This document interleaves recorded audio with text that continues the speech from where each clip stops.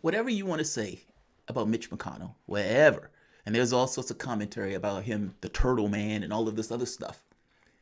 He is an apt tactician, especially if the objective and the highest objective is to get your agenda accomplished. Mitch McConnell is as good as anybody else in doing so. Oh, we can't get the President Obama's person in because it's the last year and nobody ever gets the president's pick in at the last year. Oh, yeah, we need to get Trump's in immediately. The hypocrisy didn't matter him one iota. At the end of the day, the goal of your objective is to get what you want accomplished.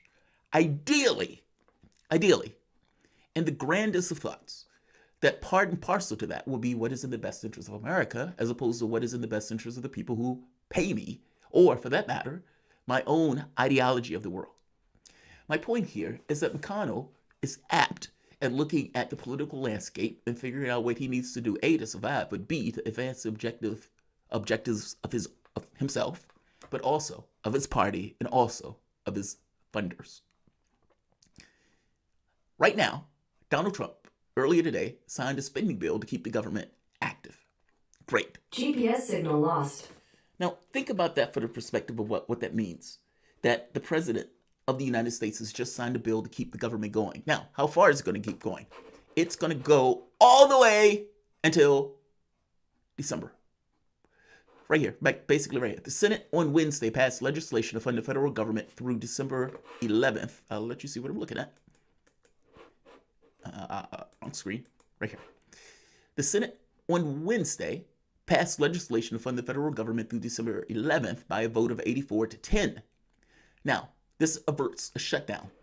Donald Trump signs that legislation because Donald Trump wants to keep the government going because he is the head of that government. President Donald Trump early Tuesday morning signed a spending bill to keep the government open until December 11th, according to a tweet from the White House spokesman, Judd Deere.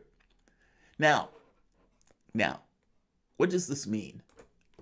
The government is open until December 11th, at which point a bill will have to be signed before that point, before that date, to keep the government going.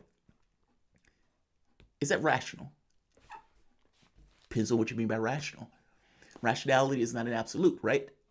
At the end of the day, there are reasons that they've decided to agree on this bill, both Democrat and Republican, but at the end of the day, it's the Republicans that probably care about this date more.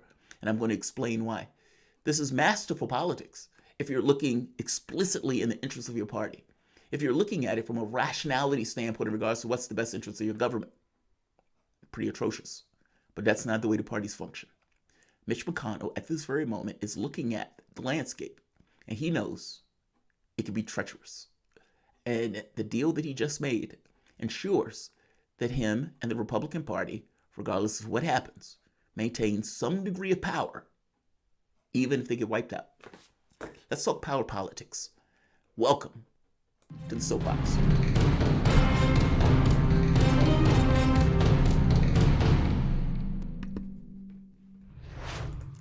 Welcome to the Soapbox. My name is Jamarl Thomas. If you guys dig this content, please like, share, and subscribe. You can always support this content through PayPal or Patreon. Guys, I want to thank all of you for staying with the show.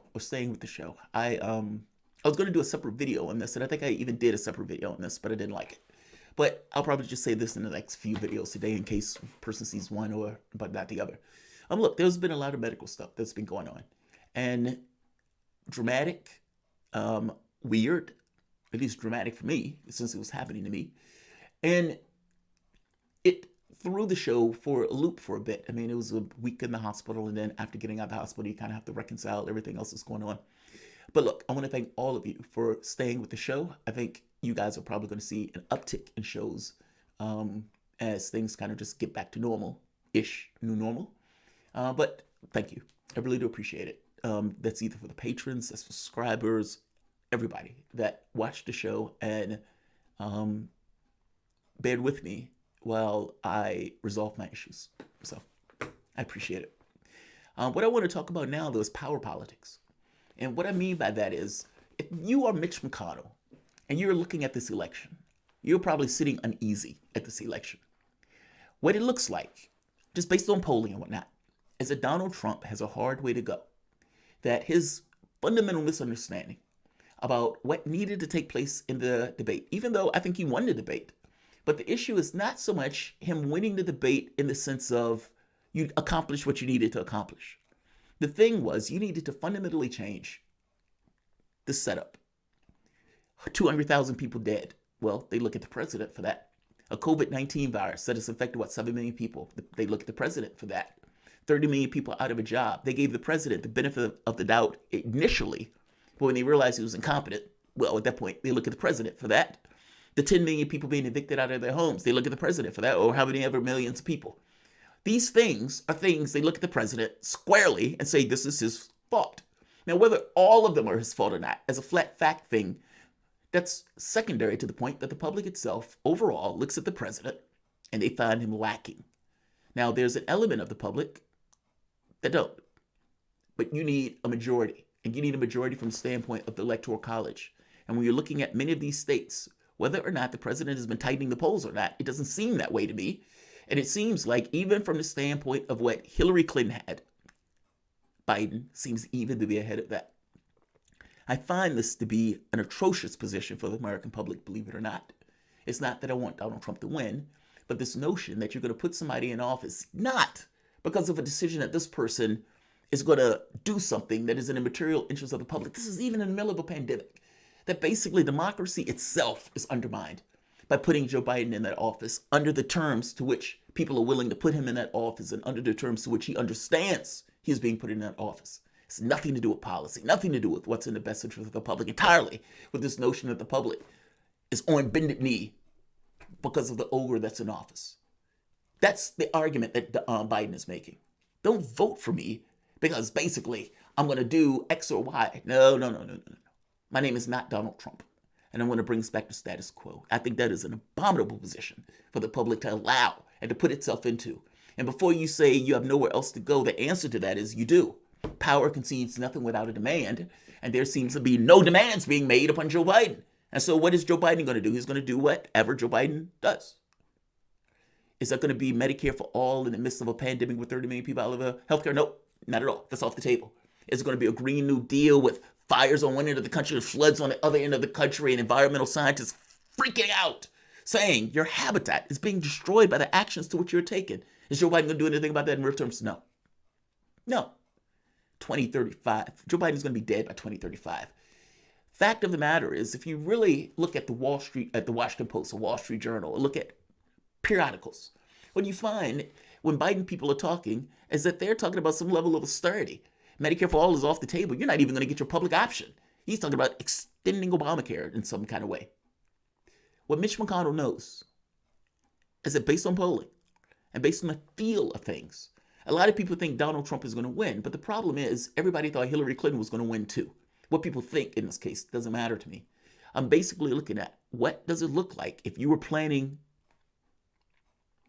for the most obvious of outcomes. And what it would look like to me is if I'm Mitch McConnell, I need to get my house in order. And I need to find a way that I have some level of leverage at the end of this process when this other person take over. One thing, we're going to have the Supreme Court. So I'm going to get that person confirmed as soon as possible because what I need is another branch of government, since I've lost it all, to be able to hold our interests. What I mean by this is if Joe Biden wins the presidency, they're going to keep the House. And most likely, I would argue, they could potentially lose the Senate. When somebody goes and votes, they're not going to say, I want Joe Biden, and then look down the list and say, okay, I'm going to pick all of these Republicans. If Joe Biden gets the vote, most likely they're going to vote down ticket also for Joe Biden. And if there is a bump in the number of people who go to the polling, that's more of an incentive for Democrats. Now, the catch here is that regardless of whether or not Trump is able to hold on to the presidency, Mitch McConnell is trying to hold on to his power in the Senate. And so if he loses the Senate, one of the things that he's going to have at his disposal is the debt ceiling. Now, if you remember, this was a tactic that the Republican Party used with Obama. And every few months, it was a debt ceiling. And what that meant is the ability to fund the government came to a halt. So whatever Obama wanted to do, whatever paucity of ideas that Obama wanted to put out, at the end of the day, it was always limited by the debt ceiling. Oh, I don't want my grandkids to have to pay a penny on this debt. What happened, though, when Obama left and Clinton failed? Up to $9 trillion. Instantly. No issue. The debt ceiling is just a political tactic in order to hold down the Democratic Party. Democrats don't tend to bring it up like talking about. And if you remember, over the course of this election, these 3 or 4 years, was never a big deal. From here on out, if Joe Biden wins, it will be a big deal. Mitch McConnell will have these debt ceiling fights every 3 or 4 months if he has the opportunity to do so. This is the leverage that he's willing to use. Basically, I will bring the economic system to its knees worldwide if you don't allow me to get my way. And Democrats tend not to use this. So when I make the point that says the debt ceiling thing is more in line with what Republicans are probably going to use if Biden wins that election, which is the reason why that number is December 11th. Now, you can make an argument that, hey, doesn't that benefit Democrats too? Because if Trump wins, they're probably going to win the House, the Senate, and the Supreme Court, and the presidency, meaning they're going to win it all. And this debt ceiling thing, wouldn't that be there for Democrats to use? Well, it depends. It's very possible that going in, McConnell could remove the filibuster entirely, something the Democrats are probably not going to do. But removing the filibuster entirely would basically remove the ability for any kind of, pushback on this stuff from the standpoint of Democrats potentially using this. If the Republicans take the House, the Senate, and the Supreme Court, the debt ceiling thing may not be an issue at all. It won't be an issue at all. It's not something they're going to care about. Democrats win it, however. Republicans will care about it. I hope you understand what I mean.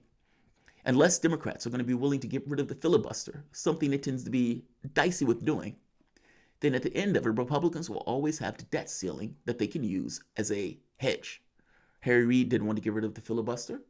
They didn't want to deal with this particular debt ceiling issue. So this debt ceiling issue is here. Mitch McConnell will use it to the capability that he needs to inhibit, stop, frustrate Biden by holding the financial system hostage.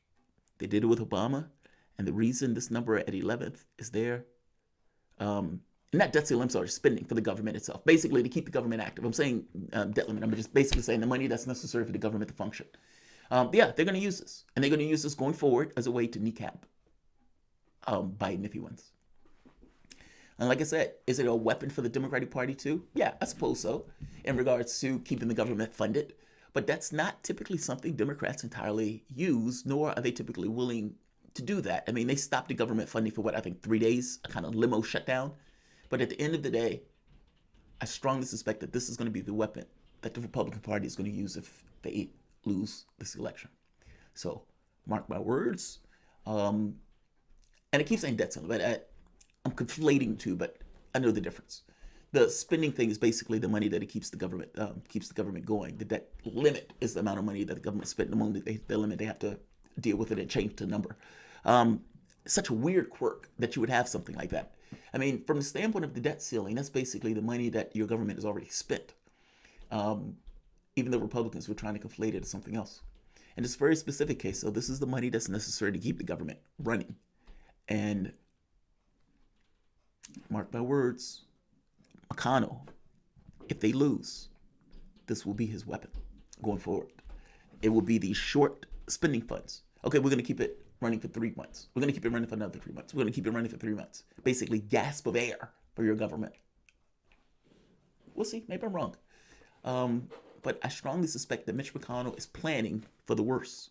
Planning for that worst is finding weapons and leverage that he can use at his disposal. So, let's see. Hazmat, he's also planning for the win, not only the loss. Yes, he is. I understand if the Republicans win this, they're going to win the Senate, they're going to win the House likely, and they're going to win the presidency. They already have the Supreme Court. Trump already has 3 picks on the court, and you can think of maybe 2 other people dropping dead in the time frame of the next presidency. So Trump may get 5 people on the court out of 9. It's a win, concretely and entirely. Now, this has inspired fear and a certain degree of consternation in lefties, even people who call themselves radicals. By the same token, it has allowed the Democratic Party to have a certain degree of self-satisfaction that any particular policy that they were interested in, from the standpoint of third-way Democrats, they don't really have to care about blacks or the left because they believe that those people are so terrified of Donald Trump that they're going to vote for him anyway. from the standpoint of policy, any notion of the left, any notion of the best interests of African Americans or Hispanics, those things are off the table. And you are basically stuck with whatever the party comes up with. I've made the point before that power concedes nothing without a demand. And for whatever reason, even if you consider Trump Satan himself, I don't understand what that has to do with you and your demands. The Democratic Party believes they have you over a barrel, and they would act as such, since lefties, blacks, Hispanics, many of which have also acted as such. So yeah, I assume that McConnell is playing, hedging his bets for a win or for the lose, but a win is easy. You don't have to really think much about the win.